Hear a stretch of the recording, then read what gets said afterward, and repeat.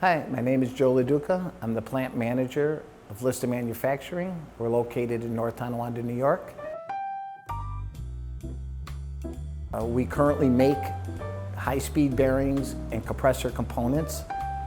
We consider ourselves a tool room for the compressor industry, meaning that we make a lot of the components for the machines when they go down.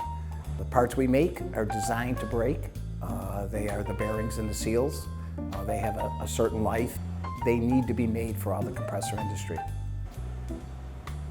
Our history with Syracuse Supply goes back to the early 90s. I knew Kevin from high school, and we kind of touched base again when we met up in 1990, and he brought us into the CNC world that Liston was not doing.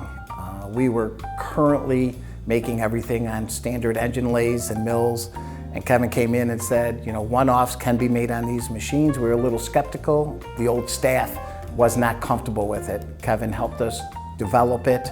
We made parts for the first time in the early 90s, and it launched us into a whole new different era. One of the things that we were able to do was we talked to Kevin and the crew, and we say, listen, this is a part that we need to make. What's your advice? What's the best machine?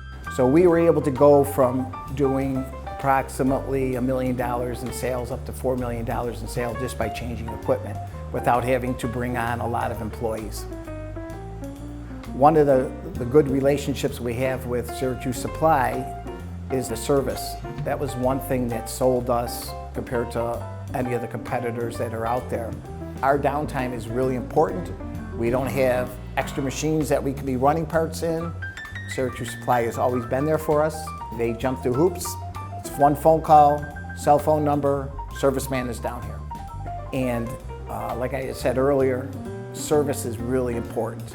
Our relationship with Kevin and Syracuse Supply is impeccable.